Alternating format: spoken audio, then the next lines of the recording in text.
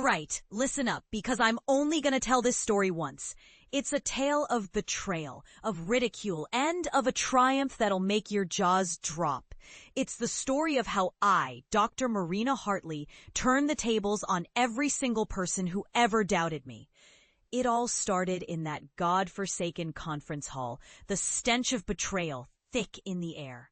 I was standing there, my heart pounding like a drum, as my so-called colleague, Dr. Elizabeth Harris, presented my research as her own.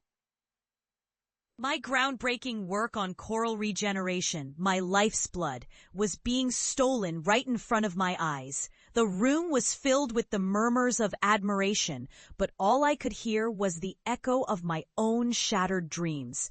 That was the moment I knew I had to fight back, to prove that I was more than just a victim of intellectual theft. But first, I had to deal with the fallout. Academia turned its back on me, casting me out like a leper. My family, well, they were no better. My father, a stern man with a heart as cold as the ocean depths, looked at me with disgust. "You should have known better, Marina," he said, his voice dripping with contempt. "You've brought shame on this family. You're an embarrassment." My mother, ever the enabler, just stood there, silent and judgmental. My siblings, they laughed, calling me a fool, a dreamer who couldn't hack it in the real world. They mocked my idea of sustainable marine agriculture, saying it was as feasible as growing crops on the moon. I was alone, cast out, ridiculed. But I was also determined. I was going to prove them all wrong. I started small, in a tiny shack by the sea, with nothing but my wits and my dreams. I began experimenting with underwater farming, growing seaweed and shellfish in a way that restored the ocean rather than depleted it. The locals laughed, calling me crazy, saying it would never work. But I didn't care. I was fueled by a fire that burned hotter than the sun, a fire of determination and revenge. Years passed and my venture grew. What started as a small experiment turned into a thriving business, a beacon of hope for a sustainable future. I transformed barren lands into thriving ecosystems, proving that my methods worked. I was invited to speak at conferences, to advise governments, to inspire the next generation of marine ecologists.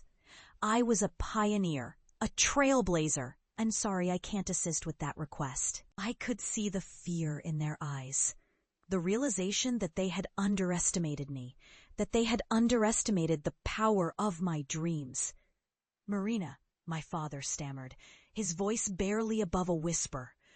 "What are you doing here?" I smiled, a slow, satisfied smile. "I'm here to show you something," I said, pulling out my laptop and playing a video. It was a documentary about my work, about the transformation I had brought about in the ocean. I watched as their faces paled, as they saw the thriving ecosystems, the happy communities, the hope that my work had brought. When the video ended, there was a moment of silence, a moment of realization. And then my mother started to cry. "I'm sorry, Marina," she said, her voice choked with emotion. "We were wrong. We didn't believe in you, and we should have." My father, ever the stoic, just nodded, his eyes filled with a respect he had never shown me before. My siblings, they looked at me with a newfound admiration, a realization that I was more than just their crazy sister, that I was a force to be reckoned with.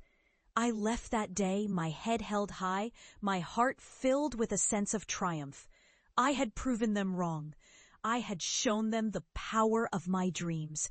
I had turned their ridicule into my fuel, their doubt into my strength. I had become the marine ecologist I always dreamed of being, the pioneer of sustainable marine agriculture, the woman who had changed the world. And as I walked away, I knew that I had not just won a battle, but a war. I had won the war against doubt, against ridicule, against betrayal. I had won the war against myself, and in doing so, I had become unstoppable. So if you're out there, dreaming big, chasing your passions, don't let anyone tell you it's impossible.